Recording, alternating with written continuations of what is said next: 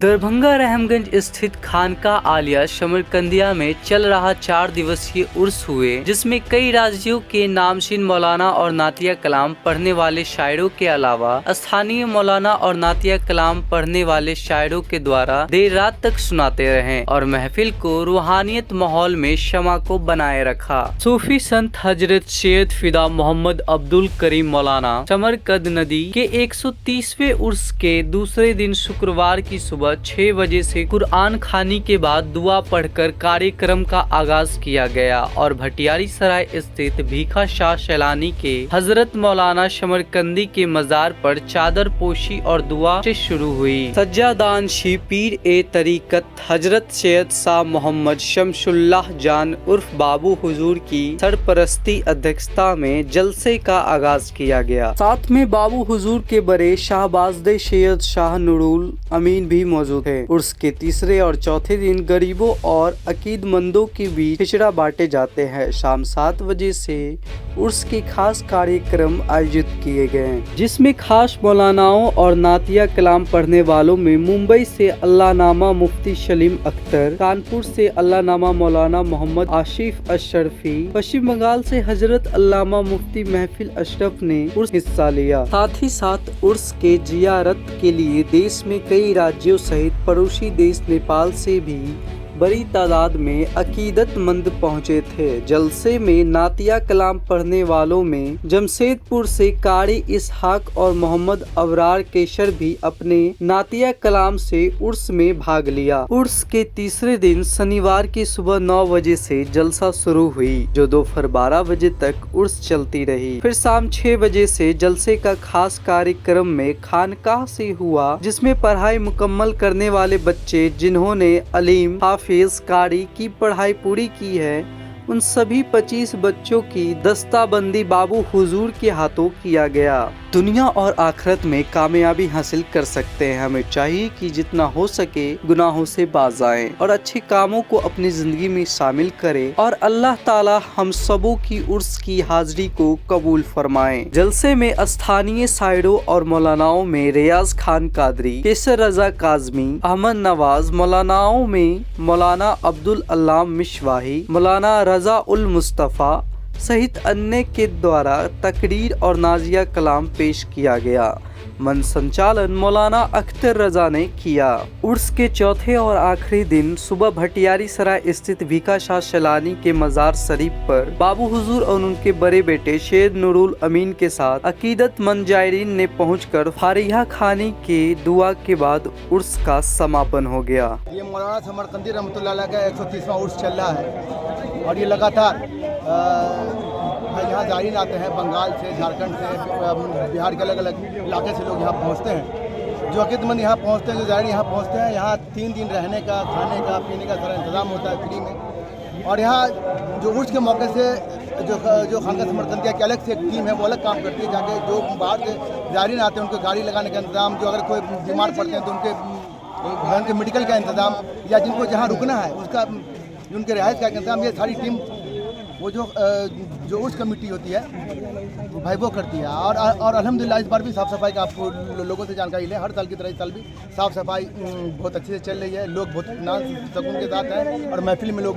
बैठ के जो है वो फैज़याब हो रहे हैं। सर, अभी हमको खबर मिली जैसे मैं आया कि डॉक्टर अब्दुल सलाम खान ने मेडिकल कैंप लगाया हुआ है। चूँकि आप पेशे से डॉक्टर भी हैं, तो कहाँ पे लगाया है?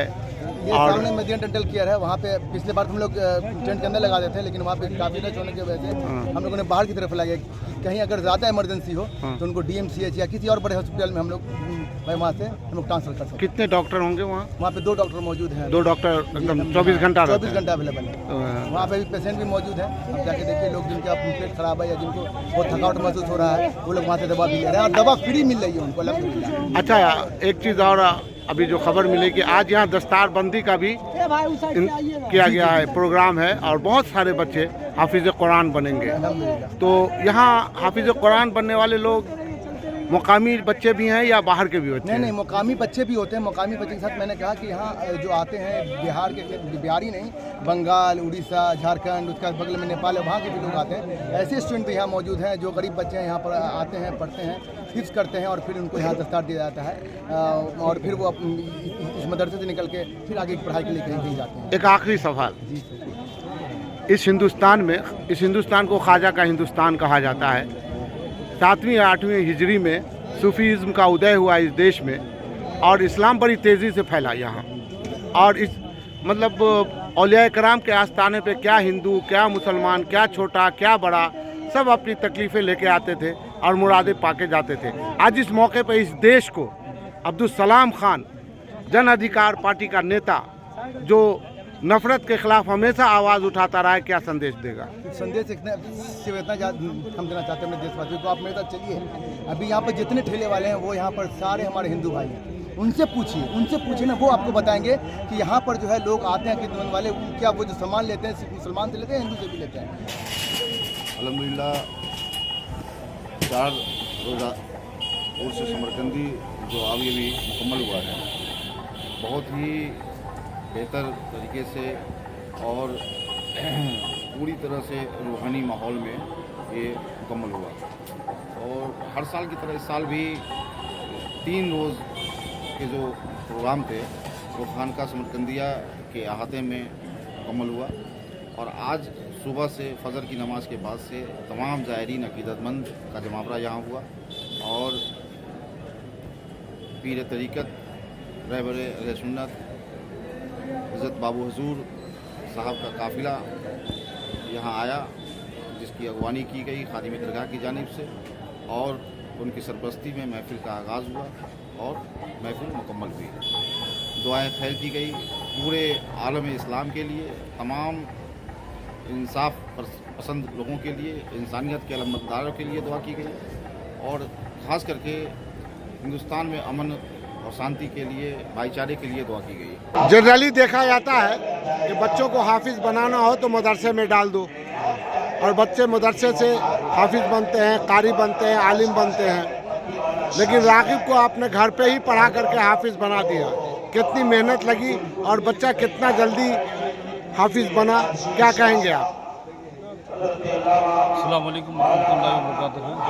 असल बात यह है कि रागिब जो बच्चा हाफिज़ बना है, अल्हम्दुलिल्लाह बड़ी मेहनतें लगी है और इब्तदाई मरहले से लेकर के अब आज तक इस मकाम तक जो लाए हैं, बड़ी मेहनत करनी पड़ी है। ये बच्चा का जहन शुरू से बना हुआ था, पुराने कायदा से लेकर हिफ्ज़ मुकम्मल तक काफ़ी मेहनत भी की। उंगलियां पकड़ पकड़ के हम उसको मतलब लेकर के कभी एक बैंक 2 वक्त में, फजर के बाद शाम के वक्त में बुला करके उनको वक्त देते थे और मेहनत करता था बच्चा। उसके अंदर जज्बा था पढ़ने का और उनके दादा की एक वसीयत भी थी कि मेरा पोता हाफिज़ कुरान बने। अल्हम्दुलिल्लाह मुझसे जहाँ तक मेहनत करना था हमने किया है, उनके घर वालों ने जो मेहनत करना था किया है और आज उनके दादा मरहूम जमा बरदानवी साहब की ये ख्वाहिश, ये अरमान पूरा हुआ और हाफिज़ुल कुरान बनकर के आज मुकाम पर स्टेज पर खानका समरकंदिया के अहाते में मौजूद है।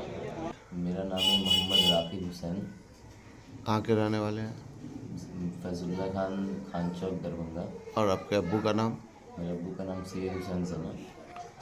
तो आप कितने साल में हाफिज़ कुरान बने? लगभग 2-2.5 साल के अंदर। 2-2.5 साल के अंदर।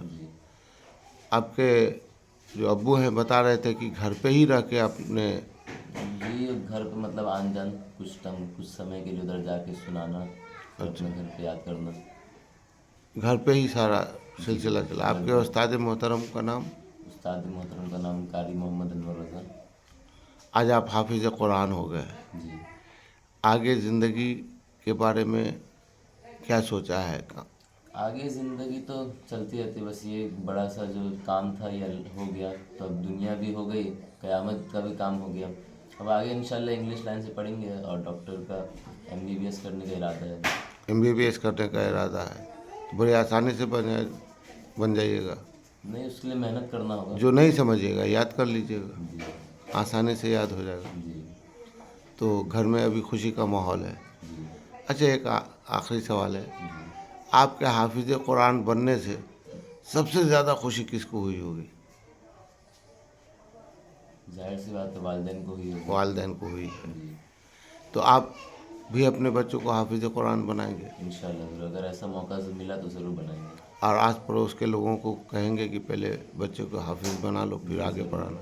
पहले आप अपना दीनी थोड़ा भी जानकारी हासिल हो जाए ताकि कोई दिक्कत ना हो क़यामत के दिन, क्योंकि आजकल बहुत जाहिलियत फैल गई है। जाहिलियत फैल गई है। तो कुछ साल जैसे हिफ्स कर ले या कोई भी छोटे मोटे मदरसे में कुछ तालीम हासिल कर ले दीनी, ताकि दीन को समझ सके। जी जी, उसके बाद अपना आप जितना पढ़ना है पढ़ सकते हो, पूरी ज़िंदगी है पढ़ने की। मैं आशापुर से मेरा ताल्लुक़ है और वहीं से मैं आया हूँ। अच्छा, यहाँ क्यों आए हैं? यहाँ पर हर साल उर्स लगता है। किनका? बाबू हुजूर के वालिद और सैयद साहब का उर्स लगता है। तो आप हमें ये बताइए कि सूफीज़्म इस देश की रीढ़ की हड्डी रही है। हज़रत ख्वाजा मोइनुद्दीन चिश्ती रहमतुल्लाह अलैह से लेके और पूरे हिंदुस्तान में इस्लाम जो फैला है, सूफीज़्म का एक बहुत बड़ा रोल रहा है इसमें। आज फिर आप उसी सूफ़ी के दरबार में आप पहुँचे हुए हैं जी। तो यहाँ से क्या संदेश जाना चाहिए पूरे देश को? अमन और शांति, क्योंकि यहाँ पर मज़हब से उठकर लोग आते हैं और जो अक़ीदतमंद हैं वो भी आते हैं।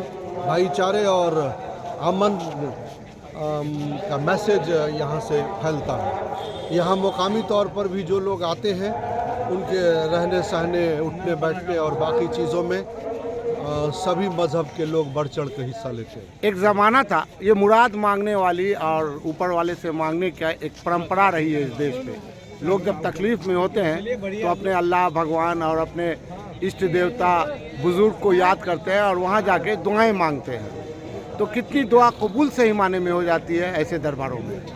लोग जो भी यहाँ आते हैं, जो अक़ीदतमंद आते हैं, वो इसी भरोसे के साथ आते हैं और मैं ये समझता हूँ कि अगर उनका भरोसा मुकम्मल नहीं होता तो शायद इतनी भीड़ यहाँ पर इकट्ठा नहीं होती। क्या नाम हुआ आपका?